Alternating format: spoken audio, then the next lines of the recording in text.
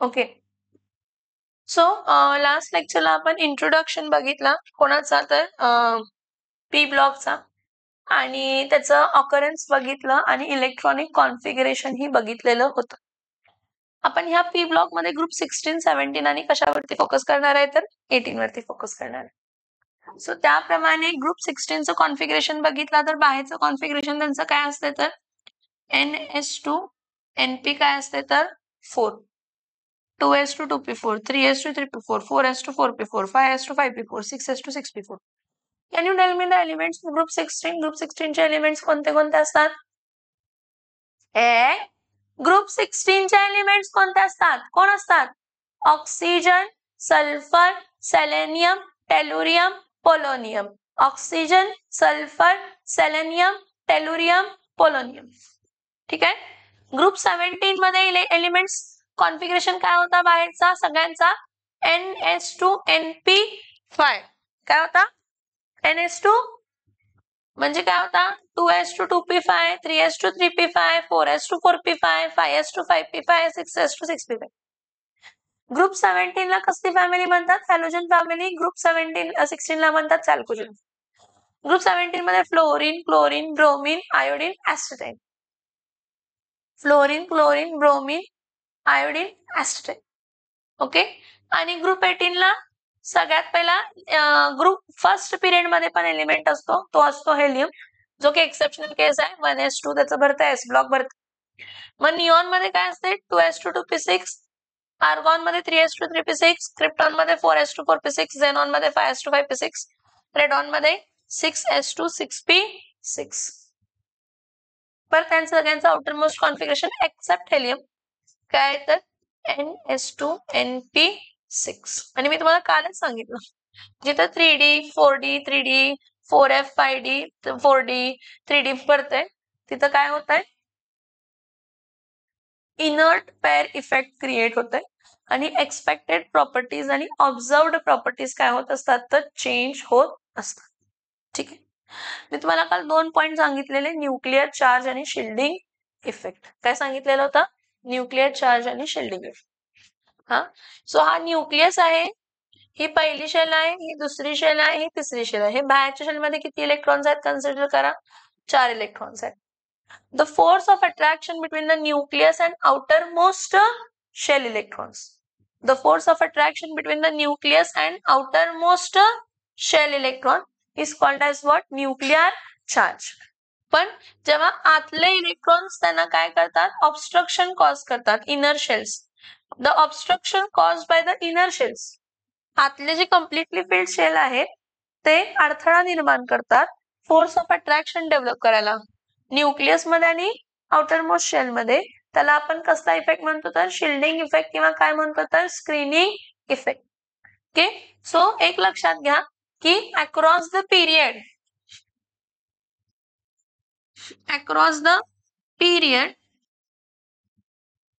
Shielding effect काय असतो? Remains same असतो. शिल्डिंग इफेक्ट रिमेन्स सेम, पण न्यूक्लिअर चार्ज इन्क्रीज होतो. न्यूक्लिअर चार्ज काय होतं? इन्क्रीज. याचं बरोबर उलट डाऊन द ग्रुप होतं. Down the group nuclear charge कमी होतं आणि शिल्डिंग इफेक्ट वाढतं, कारण down the group every time new shell is added. Second shell होती, मग थर्ड शेल, मग फोर्थ शेल, मग फिफ्थ शेल आणि मग सिक्स शेल. सो साईज वाढणार. काय वाढणार आहे? काय वाढणार आहे? साइज. काय वाढणार आहे? साइज. समझ में आ रहा है? यस और नो? हाँ. So electronic configuration of elements of group 16 17 झालं. आता ॲटॉमिक अँड फिजिकल प्रॉपर्टीज बघूया. ग्रुप 16 आहे. कोण आहे? ग्रुप 16. ग्रुप 16 मध्ये कोण आहे? Oxygen, sulphur, selenium, tellurium, polonium. Down the group atomic number काय होत आहे? वाढत. 18 16 34 52 84. Down the group atomic mass वाढते. ॲटॉमिक रेडियस पण वाढणार. Down the group atomic radius काय होणार आहे? वाढणार, कारण शेल वाढणार. काय वाढणार? शेल वाढणार आणि number of electrons in the valence shell remains the same आणि न्यूक्लिअर चार्ज डिक्रीज होणार आणि शिल्डिंग इफेक्ट वाढणार. त्यामुळे down the group atomic size काय होणार आहे तर वाढणार आहे. म्हणजे सगळ्यात जास्त ऍटॉमिक साईज कोणाची असते तर पोलोनियम, सगळ्यात कमी ऍटॉमिक साईज कोणाची असते तर ऑक्सिजन. ठीक आहे. नेक्स्ट ऍटॉमिक साईज नंतर ना आयोनिक साईज. आयोनिक साईज म्हणजे जेव्हा त्यांनी 2 इलेक्ट्रॉन काय करणार आहेत घेणार आहेत. ग्रुप 16 आहे ना, ऑक्टेट कंप्लीट होण्यासाठी किती इलेक्ट्रॉनची गरज असते 2. So ionic radius down the group काय होणार आहे तर वाढणार आहे. Ionisation enthalpy. What is ionisation enthalpy? The amount of energy required to remove an electron from the outermost shell. The amount of energy required to remove an electron from the outermost shell. हा nucleus आहे, ही पहिली shell आहे, ही दुसरी shell आहे, ही तिसरी shell आहे आणि ही चौथी शेल आहे कन्सिडर करा. ठीक आहे. ही बाहेरची शेल आहे. बाहेरच्या शेल मधला इलेक्ट्रॉन रिमूव्ह करण्यासाठी लागणारी एनर्जी, बाहेरच्या शेल मधला इलेक्ट्रॉन रिमूव्ह करण्यासाठी लागणारी एनर्जी ला आपण कसली एनर्जी म्हणतो? Ionisation enthalpy. आयोनायझेशन एन्थाल्पी कधी जास्त असणार आहे? जर ती न्यूक्लियस बरोबर टाइटली बाउंडेड असेल तर.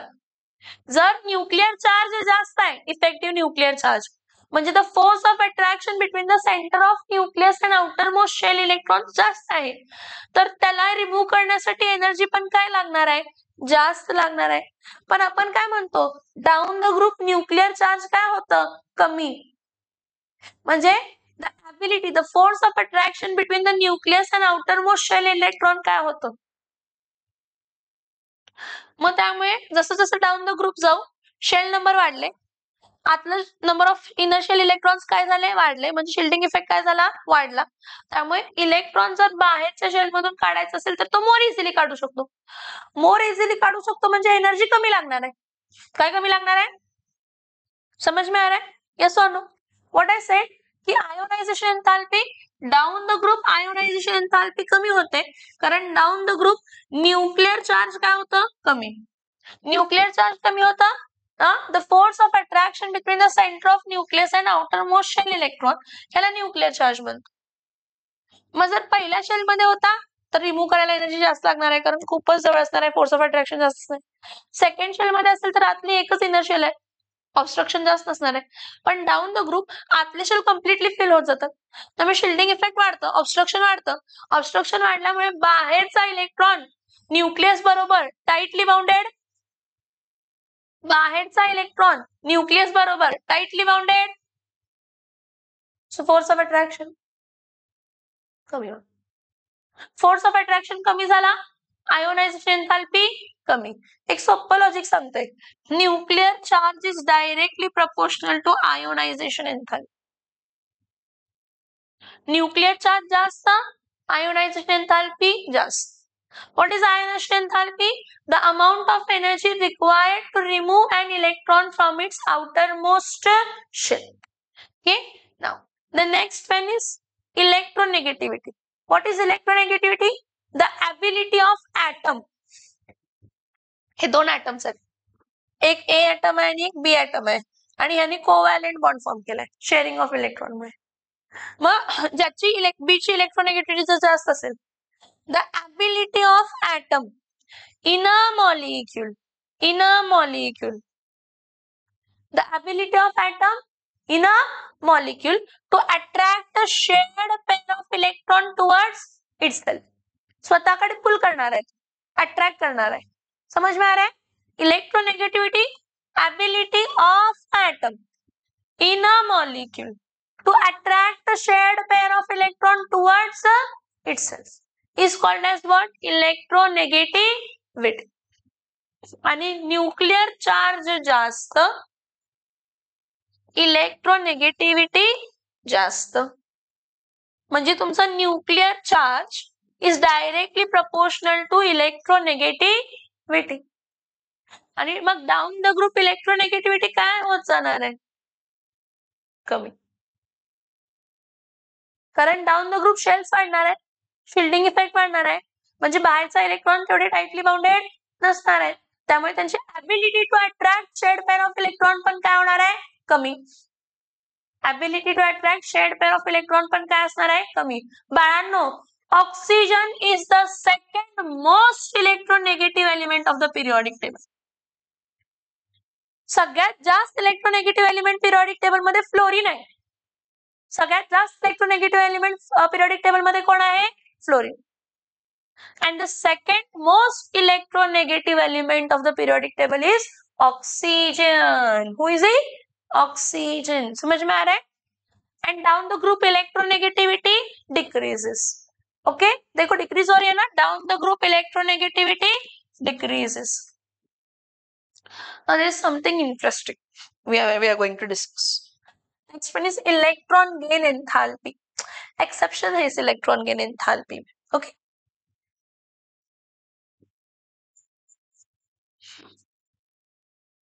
Electron gain enthalpy. What? Electron gain enthalpy. So what is electron gain enthalpy? जर ionization enthalpy म्हणजे amount of energy required to remove an electron from its outermost shell, त्याचं उलट म्हणजे काय, तर क्लोरीन आहे, त्याला बाहेरच्या शेल मध्ये आपण इलेक्ट्रॉन ऍड करणार. क्लोरीनच्या बाहेरच्या शेल मध्ये इलेक्ट्रॉन काय करणार आहे, add. So that is called as electron gain enthalpy. The amount of energy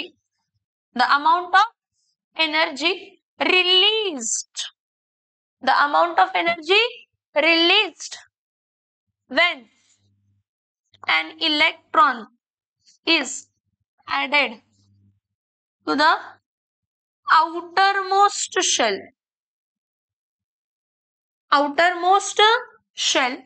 of isolated gaseous atom. Isolated gaseous atom च्या बाहेरच्या शेल मध्ये जेव्हा तुम्ही इलेक्ट्रॉन ऍड करताय त्यावेळी एनर्जी रिलीज होते. काय होते, एनर्जी बाहेर पडते. So the amount of energy release when an electron is added to the outermost shell of an isolated gaseous atom. कसला atom? is called as electron gain enthalpy.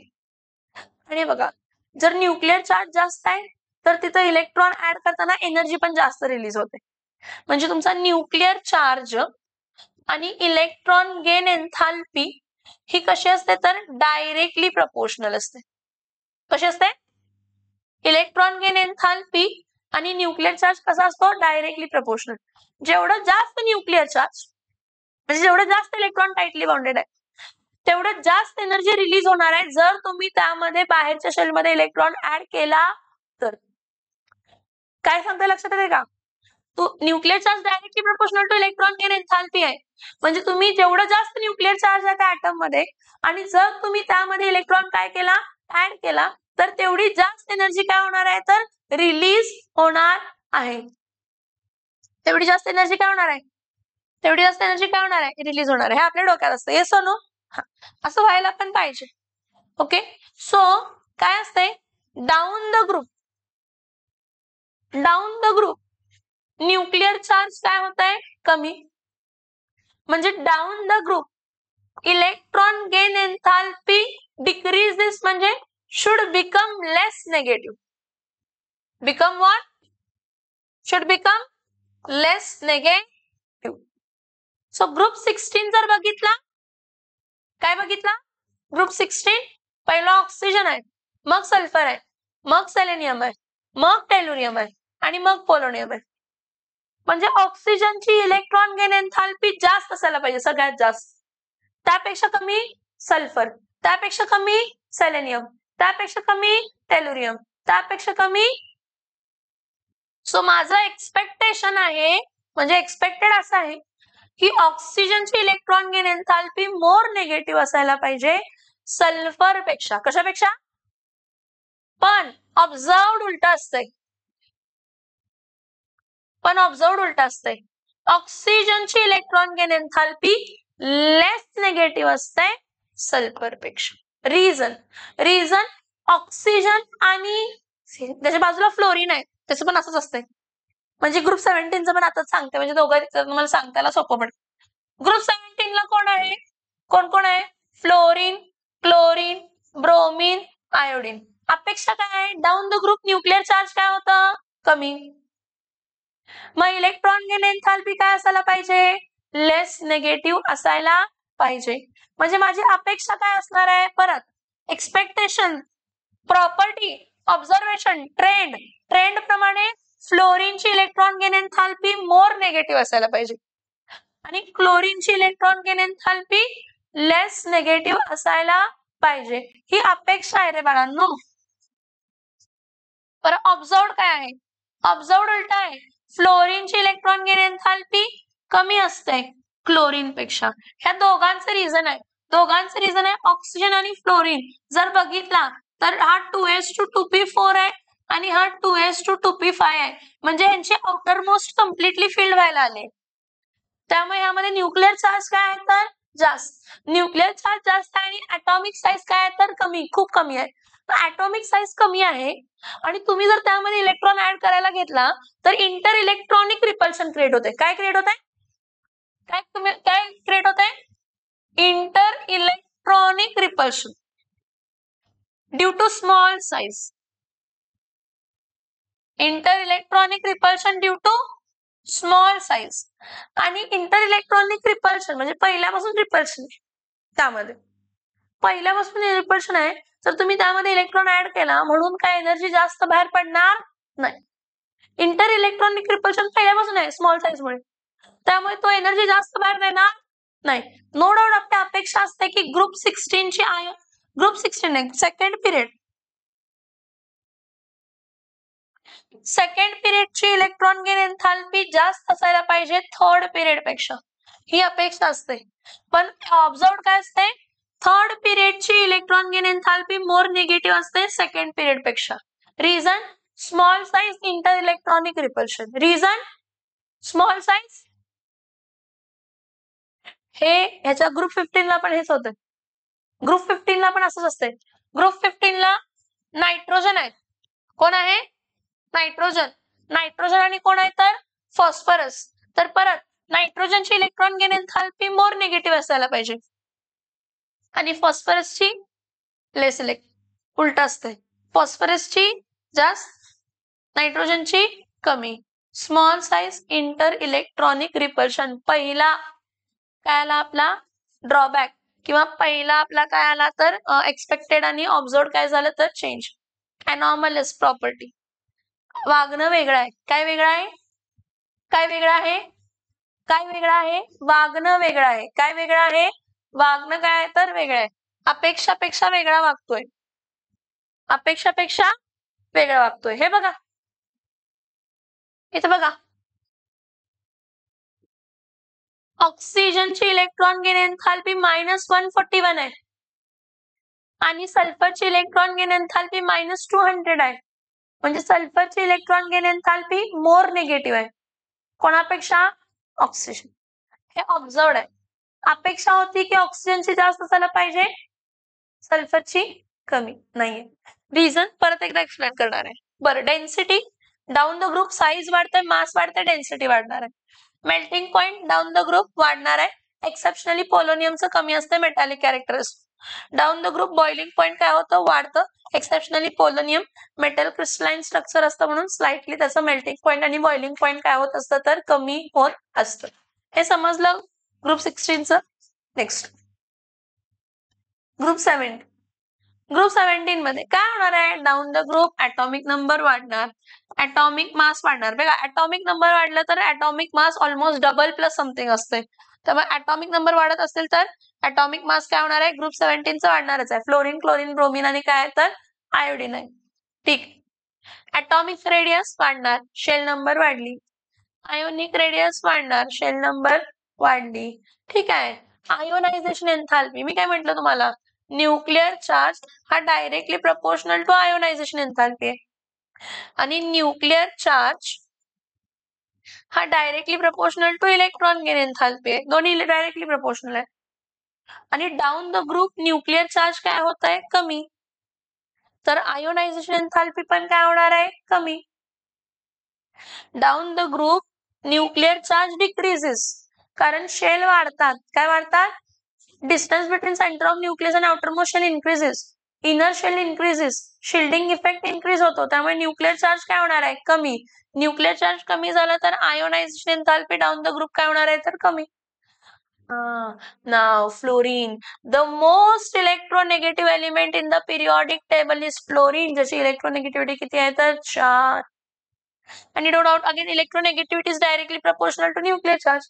So down the group electronegativity काय होणार आहे, decrease.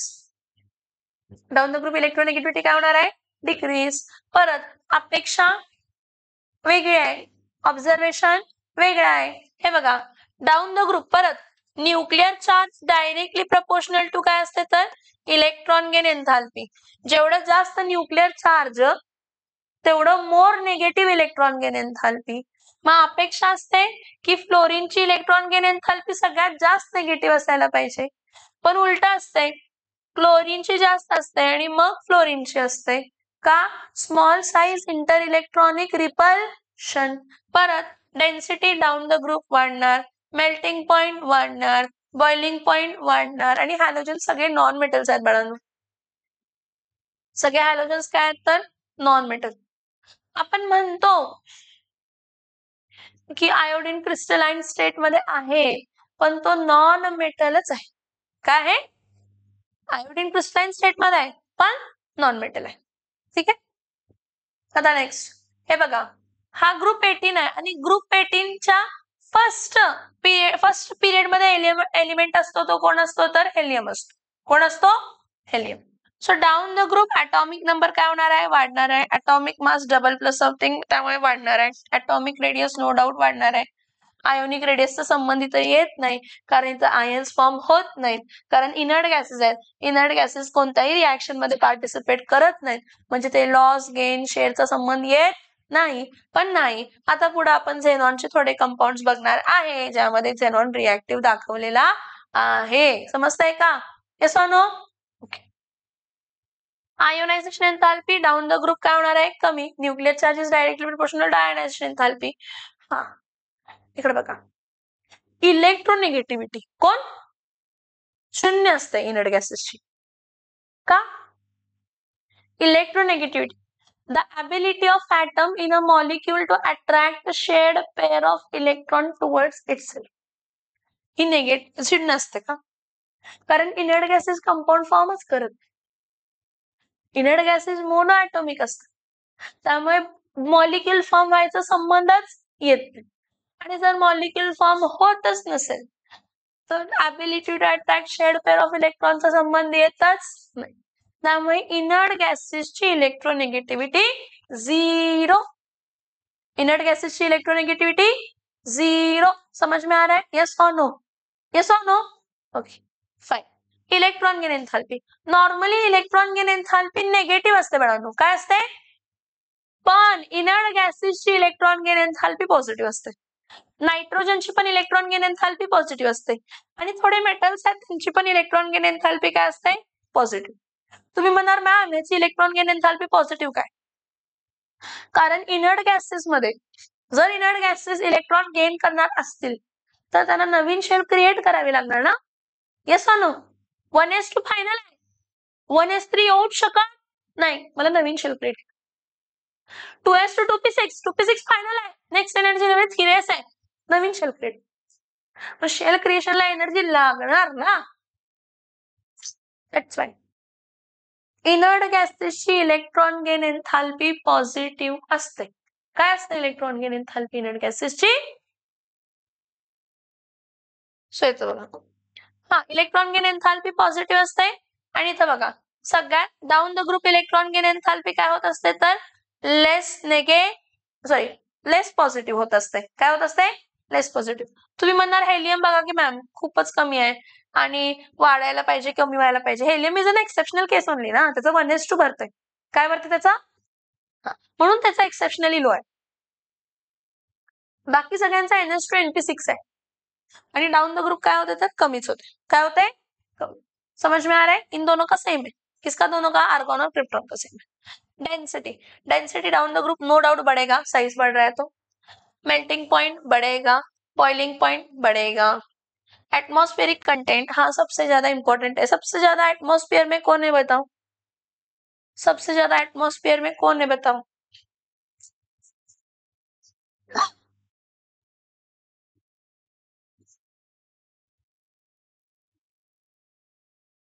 सबसे ज्यादा atmosphere में कौन है बताओ? कौन है? क्रिप्टॉन। कौन है? क्रिप्टॉन। समझ में आ रहा है क्या? यस और नो? हाँ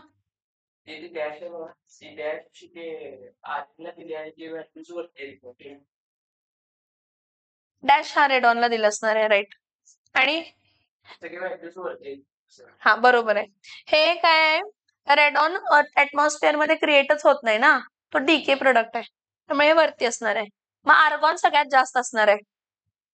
कोण जास्त असणार आहे? आर्गॉन. आर्गॉनच्या पुढे आहे का बघा 0.934. हा, argon is the most abundant element in the atmosphere. कशामध्ये? ऍटमॉस्फिअर मध्ये मोस्ट अबेंडंट कोण आहे तर आर्गॉन. समझ में आ रहा है? यस और नो? तर इथं बघा, atomic and ionic radii. In the group 16, 17 and 18, atomic and ionic radii increases down the group. Down the group increase होते हैं as a result increase in the number of quantum shell. Down the group shell number वाढत जाते. First period, second period, third period, fourth period, fifth. हाँ, आणि left to right atomic size काय होत असते तर कमी होत असते. Left to right atomic size काय होते? कमी, कारण न्यूक्लियर चार्ज काय होते? वाढते. हे बघा, न्यूक्लियर चार्ज आणि ऍटॉमिक रेडियस हे इनव्हर्सली प्रपोर्शनल आहेत. न्यूक्लियर चार्ज आणि ऍटॉमिक रेडियस कसे प्रपोर्शनल आहेत? Inversely. So left to right nuclear charge काय होतंय? वाढतंय. ऍटॉमिक साईज काय व्हायला पाहिजे? कमी. एक बघा, मी काय सांगते बघा, दर पिरियड मध्ये सगळ्यात जास्त ऍटॉमिक साईज इनर्ट गॅसची असते, स्लाइटली जास्त असते. ग्रुप 17 पेक्षा ग्रुप 18 ची साईज मोठी असते, कारण कम्प्लीट इन कॉन्फिगरेशन येतो. कसला कॉन्फिगरेशन येतो? कम्प्लीट कॉन्फिगरेशन, म्हणजे NH2 NP6 येते. Across the period, left to right, atomic and ionic radii decreases with atomic number and consequent due to increase in the effective nuclear charge. Z effective म्हणजे effective nuclear charge. पण काय? पण खूप important आहे. पण group 17 elements म्हणजे halogens, group 17 elements म्हणजे halogens have the smallest atomic radii in their respective period. कारण ग्रुप 18 कोण? ग्रुप 18 च्या एलिमेंटचा ऍटॉमिक साईज ग्रुप 17 पेक्षा काय असतं? जास्त. म्हणजे दर पिरियड मध्ये सगळ्यात स्मॉलेस्ट एलिमेंट कोण आहे तर हॅलोजन्स आहेत. कोण आहे? समज में आ रहा है? आयोनायझेशन एन्थॅल्पी. मी काय म्हटलं, कोण कोणाला डायरेक्टली प्रपोर्शनल आहे? Nuclear charge is directly proportional to ionization enthalpy. आणि down the group effective nuclear charge कमी होते तर आयोनायझेशन एन्थॅल्पी कमीच व्हायला पाहिजे. हे ग्रुपचं झालं. काय झालं? कायचं झालं? ग्रुपचं. अजून एक पॉइंट त्यांनी इथं सांगितलेलं आहे, ते आहे ग्रुप 15 आणि ग्रुप 16चं कंपॅरिझन सांगितलेलं. इथं बघा, जर तुम्ही ग्रुप 15 घेतला आणि ग्रुप 16 घेतला, ग्रुप 15चं कॉन्फिगरेशन आहे NS2 NP3 आणि ग्रुप 16चं कॉन्फिगरेशन आहे NS2 NP4. NP3 म्हणजे हाफ फिल्ड सबशेल आली, NP4 म्हणजे इनकम्प्लिटली फिल्ड सबशेल आली. कसली सबशेल आली? कसली सबशेल आहे? इनकम्प्लिटली फिल्ड. कसली सबशेल आहे? You know what? Half filled subshells. Now I know that you don't know की half filled subshells. कसले subshells? Half field subshell. कारण P सबशेलची कॅपॅसिटी 6 इलेक्ट्रॉनची आहे, त्याचा अर्ध 3 असणार आहे ना. हा, आणि दर ऑर्बिटल मध्ये एक इलेक्ट्रॉन आहे. दर ऑर्बिटल मध्ये एक आहे, म्हणजे हाफ फील्ड आहे. आणि कम्प्लिटली फील्ड म्हणजे P6. कम्प्लिटली फील्ड म्हणजे P6. So half field subshell and completely filled subshell. Half filled subshells and completely filled subshells have extra stability. काय असते? काय असते?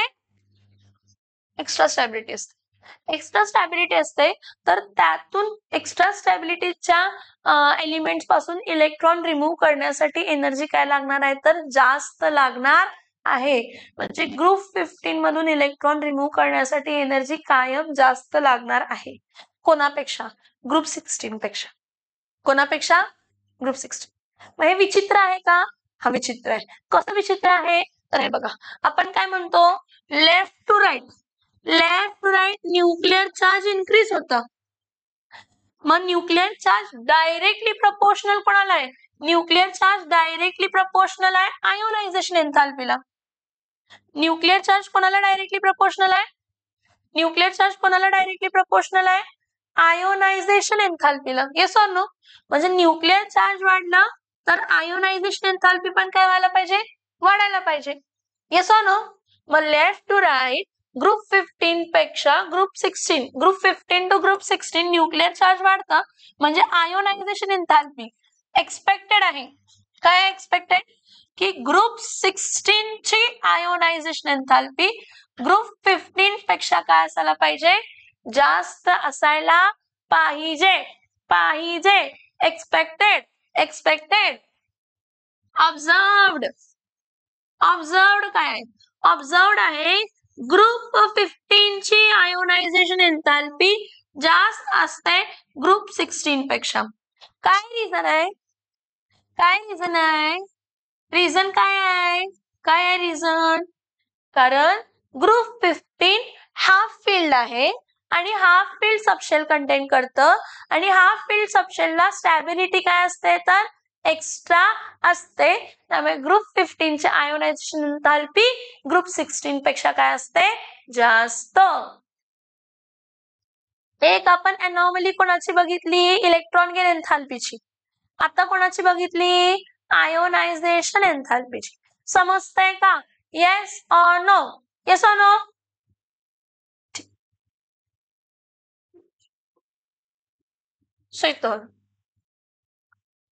Group 16, 17, 18 elements have high ionization enthalpy. Of course, high ionization enthalpy असणार आहेत, कारण ते extreme राईटला असतात. कुठे असतात? P block. Left to right ionization enthalpy वाढते की नाही? मग ग्रुप 15, 16, 17 कुठे असतंय? राईटला. त्यांची आयोनायझेशन एन्थाल्पी काय असणार आहे? हाय. नक्की त्यांची आयोनायझेशन एन्थाल्पी काय असणार आहे? हाय असणार आहे. The ionization enthalpy decreases down the group due to increase in atomic size and decrease in nuclear charge. सगळ्यात मेन इम्पॉर्टंट पॉइंट काय आहे? Down the group nuclear charge काय होतं? कमी. Down the group nuclear charge काय होतं? कमी. So across the period ionization enthalpy increase. हे मी आता जे एक्सप्लेन केलं तेच आहे की across the period ionization enthalpy काय होते? इन्क्रीज होते with increase of atomic number. This is due to addition of electrons in the same shell. So, however, the elements of group 16 have lower ionization enthalpy values compared to group 15 in the corresponding periods, owing to extra stable half-filled electronic configuration of p orbitals in the elements of group 15. समजतंय का? Group 15 ची ionization enthalpy कमी असायला पाहिजे होती group 16 पेक्षा, कारण left to right ionization enthalpy वाढते. पण ग्रुप 15 ची आयोनायझेशन एन्थाल्पी, ग्रुप 15 चे elements nitrogen, phosphor, arsenic, antimony, bismuth ची आयोनायझेशन एन्थाल्पी ग्रुप 16 च्या oxygen, sulphur, selenium, tellurium, polonium पेक्षा जास्त असते. कारण का? त्याचं पी सबशेल हाफ फील्ड आहे. हाफ फील्ड सबशेलला एक्स्ट्रा स्टॅबिलिटी असते. हाफ फील्ड सबशेलला समझ में आ रहा है? यस और नो? यस और no? Electronegativity left to right electronegativity वाढते. इनर्ट गॅसेसला इलेक्ट्रोनेगेटिविटी 0 असते. इलेक्ट्रोनेगेटिविटी इनर्ट गॅसेसला काय असते? 0. कारण इनर्ट गॅसेस कोणत्याही रिएक्शन मध्ये म्हणजे बॉन्डिंग मध्ये पार्टिसिपेट करत नाहीत, मॉलिक्यूल फॉर्म करत नाहीत. काय फॉर्म करत नाहीत? Molecule. Yes. So in group 16, 17, 18, the electronegativity decreases down the group. Why? Because nuclear charge is directly proportional to electronegativity. हाँ. Oxygen has the highest electronegativity, please, next to fluorine amongst them all elements. मैंने आपको क्या बोला, सबसे ज्यादा electronegative fluorine है और second most electronegative कौन आहे तो ऑक्सिजन. म्हणजे फ्लोरीनच्या खालचे क्लोरीन ब्रोमीन आयोडीन आहेत ना, फ्लोरीनच्या खालचे क्लोरीन ब्रोमीन आणि काय आहेत तर आयोडीन, त्यांच्यापेक्षाही जास्त इलेक्ट्रोनेगेटिव्ह ऑक्सिजन असते. म्हणून इंटर हॅलोजन्स आणि ऑक्झी ऍसिड्स फॉर्म होतात. काय फॉर्म होतात, इंटर हॅलोजन कंपाउंड्स आणि ऑक्झो ऍसिड्स. कसले ऍसिड्स, ऑक्झो ऍसिड्स किंवा ऑक्झी ऍसिड्स. समझ में आ रहा है, ठीक है. So next, halogens have very high electronegativity. Fluorine is the most electronegative elements of the periodic table, and inert gases, who beta, inert gases have zero electronegativity. Why zero electronegativity? Because they do not participate in any chemical reaction. They do not form molecule. They do not form. Okay. Again, electron gain enthalpy is directly proportional to nuclear charge. बाळांनो, आणि no doubt electron gain enthalpy negative असते. कारण का तर तेवढी energy release होत असते जेव्हा तुम्ही एखादा इलेक्ट्रॉन आउटर मोस्ट शेल मध्ये ऍड करताय. एक्सेप्शनल. काय एक्सेप्शन, इनर्ट गॅसेस ची इलेक्ट्रॉन गेन एन्थाल्पी काय असते, पॉझिटिव्ह. कारण तुम्ही नवीन शेल काय करावं लागतं तिथं, क्रिएट करावं लागतं. आणि न्यूक्लियर चार्जला directly proportional electron gain enthalpy म्हणजे down the group electron gain enthalpy काय व्हायला पाहिजे, डिक्रीज व्हायला पाहिजे. पण एक्सेप्शन आहे. काय आहे एक्सेप्शन, काय एक्सेप्शन आहे की सेकंड पीरियड, पीरियड टू पेक्षा पीरियड 3 ची इलेक्ट्रॉन गेन एन्थाल्पी मोर नेगेटिव्ह असते. कारण पीरियड 2 मधले जे एलिमेंट्स आहेत त्यांचे शेल ऑलमोस्ट कम्प्लिटली फिल्ड व्हायला आले, स्मॉल साइज आहे, इंटर इलेक्ट्रॉनिक रिपल्शन आहे. Okay. So, however, in group 16, oxygen has a less negative electron gain enthalpy than sulfur due to small atomic size. Due to what? Due to what? Due to small atomic size. In group 17, fluorine has a less negative electron gain enthalpy than chlorine, again due to small atomic size. Group 18, noble gas has no tendency to accept electrons. Okay, because of the stable configuration, and thus have large positive electron gain enthalpy. जर future मध्ये त्यांनी electron add केला तर ते नवीन shell मध्ये add करणार. कशामध्ये add करणार आहे, नवीन. ते फक्त फिरतंय, त्याला बघत बसू नका.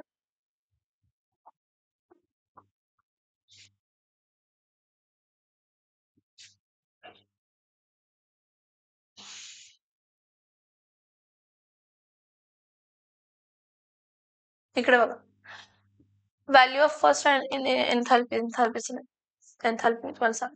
ठीक आहे. आता फिजिकल प्रॉपर्टी, फिजिकल प्रॉपर्टी मध्ये state, colour, order, melting point, boiling point तर आपण बघितलं. मेटल आहे का नॉन मेटल आहे हे बघायचंय. ऍटॉमिसिटी, डायटॉमिक आहे, मोनोएटॉमिक आहे, पॉलिएटॉमिक. ठीक आहे. ग्रुप 16 एलिमेंट्स म्हणजे ऑक्सिजन फॅमिली. ऑक्सिजन फॅमिलीला आपण काय म्हणतो तर चॅल्कोजन. ऑक्सिजन फॅमिलीला काय म्हणतो आपण बाळांनो, सो ऑक्सिजन फॅमिलीला चॅल्कोजन म्हणतोस. Oxygen is a gas, oxygen is a gas, आणि बाकी सगळे एलिमेंट्स काय आहेत तर सॉलिड ऍट रूम टेम्परेचर. कोण आहेत, ऑक्सिजन, सल्फर, सेलेनियम, टेल्युरियम आणि पोलोनियम आहे. फक्त ऑक्सिजन हा डायटॉमिक असतो आणि गॅशियस स्टेट मध्ये असतं. बाकीचे एलिमेंट्स काय असतात, एक्सेप्ट पोलोनियम मोनोएटॉमिक असतं. सल्फर, सेलेनियम ऑक्टा ॲटॉमिक असतात. काय असतात, ऑक्टा ॲटॉमिक. अर्थ वरती एक्झिस्ट होताना ऑक्टा ॲटॉमिक म्हणजे पॉलिएटॉमिक असतात. ह्याचा अनॉमलस बिहेवियर पण आहे, विचित्र वागणं. दर ग्रुपचा पहिला एलिमेंट विचित्र वागतो. दर ग्रुपचा पहिला एलिमेंट काय वागतो, विचित्र. हा कसा विचित्र आहे की पूर्ण ग्रुपमध्ये सगळे एलिमेंट्स कोणत्या स्टेट मध्ये आहेत, सॉलिड आणि पॉलिएटॉमिक आहे. तर ऑक्सिजन हा गॅस आहे आणि डायटॉमिक आहे. ऑक्सिजन हा काय आहे, ऑक्सिजन हा काय आहे, गॅस आहे आणि डायटॉमिक आहे. So oxygen is a gas while other elements are solid at room temperature. This is one of its anomalous behavior. कसला बिहेवियर आहे, anomalous behavior. ऑक्सिजन आणि सल्फर नॉन मेटल आहे, सेलेनियम आणि टेल्युरियम मेटलॉइड आहेत आणि पोलोनियम हा metal आहे. म्हणजे non the group non metal to metal character काय होतं, वाढतं. Down the group non metal to metal character काय होतं, वाढतं. Oxygen sulphur non metal, selenium tellurium metalloids. आणि कोण मेटल आहे, पोलोनियम. पोलोनियम मेटल आहे पण रेडिओ ऍक्टिव्ह आहे. पोलोनियम मेटल आहे पण, आणि मी लास्ट लेक्चरला तुम्हाला काय सांगितलं, त्याचा हाफ लाईफ पिरियड किती असते, 13.8 डेज. प्रेमाचा प्रश्न सीईटी ला, स्टेटबोर्डला प्रेमाचा प्रश्न, पोलोनियमचा हाफ लाईफ पिरियड आणि ऍस्ट्रेडाइनचा हाफ लाईफ पिरियड विचारतात. ऍस्ट्रेडाइन सांगितलेलं किती होतं ऍस्ट्रेडाइनचं, 8.1 आवर्स. हा स्टार्टिंगलाच पण बघितलं 8.1 आवर्स आहे म्हणून. हा next, melting point and boiling point increases as the atomic number element increases. All the elements of group 16 exhibit allotropy. Allotropy म्हणजे एकापेक्षा जास्त स्टेट मध्ये एक्झिस्ट होणं. ऑक्सिजन 2 असते, O2 आणि ओझोन. सल्फर खूप सारे असते, त्यातले आपण 2च शिकणार आहे, ऑर्थोरोम्बिक आणि मोनोक्लिनिक. पण सल्फरचे ॲलोट्रॉप्स खूप सारे आहेत बाळांनो. कोणते कोणते आहेत सांगा, milk of sulphur, colloidal sulphur, plastic of sulphur, orthorhombic sulphur, monoclinic sulphur, सायक्लोसिक सल्फर, पकड रिंग, सगळ्या खूप सारे सल्फर आहेत. त्यातले आपण 2 शिकतो. कोणते 2 शिकतो, ऑर्थोरोम्बिक आणि मोनोक्लिनिक. कोणते शिकतो, ऑर्थोरोम्बिक आणि मोनोक्लिनिक. नेक्स्ट, सेलेनियमचे पण 2 आहेत, मेटॅलिक फॉर्म आणि नॉन मेटॅलिक फॉर्म. हा टेलुरियमचे 2 आहेत, मेटॅलिक मध्येच आहेत. पोलोनियमचे पण 2 आहेत. समज में आ रहा है, ते सगळे आपण पाठ करायचे, सगळे पाठ करायचे. हे बघा, why there is a large difference in the boiling point and melting point of oxygen and sulfur. हे खूप इम्पॉर्टंट आहे. Oxygen exist as a diatomic molecule आणि sulphur exist as a polyatomic S8. मग S8 ला break करायला energy जास्त लागणार का O2 ला ब्रेक करायला एनर्जी जास्त लागणार, S8 ला. पकड रिंग असते. The van der Waals forces of attraction between O2 molecules are relatively weak owing to its much smaller size. So the larger van der Waals force attractive forces S8 can be noticed because of larger molecular size. Therefore, there is a low melting and boiling point of the oxygen as compared to sulfur. Okay? Okay? Next. Next, fluorine.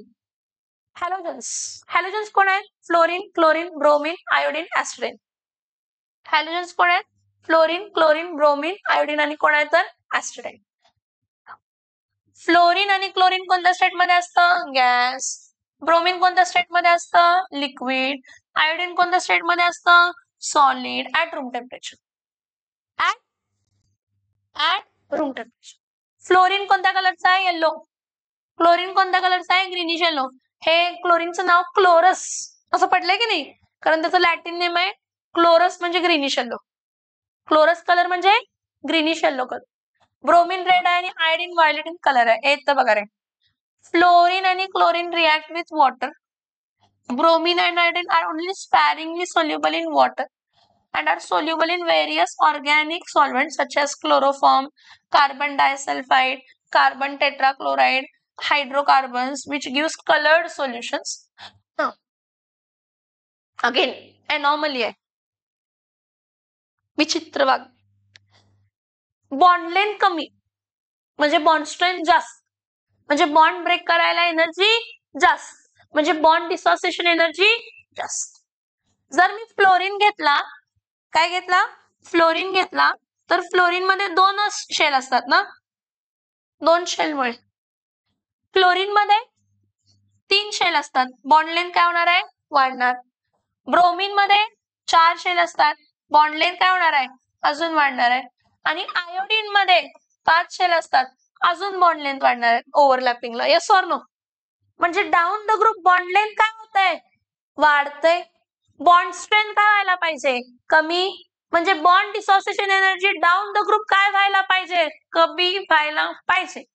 म्हणजे फ्लोरीनला break करायला energy काय लागायला पाहिजे, जास्त. अपेक्षा काय, फ्लोरीनची bond dissociation enthalpy काय असायला पाहिजे, सगळ्यात जास्त, कारण बॉन्ड लेंथ कमी आहे. काय आहे, परत माती खातो भाऊ. काय खातो, स्मॉल साईज आहे, इलेक्ट्रॉन्स ऑलमोस्ट भरलेले आहेत. ऑक्टेटसाठी एकच इलेक्ट्रॉनची गरज होती. गर्दी झाली. गर्दी झाल्यामुळे इंटर इलेक्ट्रॉनिक रिपल्शन झालं. इंटर इलेक्ट्रॉनिक रिपल्शन झाला त्यामुळे बॉन्ड इझिली ब्रेक केला जातो. पहिल्यापासून एनर्जी अनस्टेबल बॉन्ड आहे तो. इंटर इलेक्ट्रॉनिक रिपल्शन मुळे तो बॉन्ड असता आहे अनस्टेबल, आणि बॉन्ड अनस्टेबल असेल तर त्याला इझिली काय करू शकतो, ब्रेक करू शकतो. सो ही ऑर्डर लक्षात ठेवा. सगळ्यात जास्त बॉन्ड डिसोसिएशन एन्थाल्पी कोणाची, क्लोरीन. Cl2 बॉन्ड ब्रेक करायला एनर्जी सगळ्यात जास्त लागते, त्यापेक्षा कमी ब्रोमीन, मग फ्लोरीन आणि मग आयोडीन. हे बॉन्ड डिसोसिएशन एनर्जी पार्ट करायची, ही ऑर्डर पार्ट करायची. सीईटी सीईटी सीईटी सगळ्यात जास्त बॉन्ड डिसोसिएशन एनर्जी क्लोरीनची, त्यापेक्षा कमी फ्लोरीन. म्हणजे क्लोरीन आणि ब्रोमीन झाल्यानंतर फ्लोरीन येते आणि मग आयोडीन येते, आणि मग काय येते, आयोडीन. समजतंय? Yes or no? Yes or no? Okay. हे बघा, fluorine has a less negative electron affinity than chlorine. ह्याचं रिझन त्यांनी दिले, दोन्ही रिझन्स आहेत, आपण बघूया. The size of fluorine atom is smaller than chlorine atom. As a result, there is a strong inter-electronic repulsions relatively small to p orbitals of fluorine, and therefore incoming electron does not experience much attraction. मग electron एक्सपिरियन्सच करत नाही जास्त attraction, तर energy जास्त बाहेर पडणार नाही. त्यामुळे fluorine has a less negative electron in enthalpy than bond dissociation enthalpy. परत सेम रिझन आहे, परत रिझन सेम आहे. काय, fluorine has a small atomic size than chlorine. The lone pair of each fluorine atom in F2 molecule are so close that they strongly repel each other. Strongly repel each other. जावा म्हणतात एक दुसऱ्यापासून हवे, त्यामुळे तो स्टेबलच होत नाही bond, and makes the FF bond weaker. Thus it requires less amount of energy to break the FF bond. So in Cl2 molecule, the lone pair of electrons on each fluorine atom are at larger distance. त्यामुळे repulsion negligible आहे, त्यामुळे Cl-Cl bond break करायला energy जास्त लागणार आहे. समजते? Yes or no? Yes or no? Next group 18 बघा.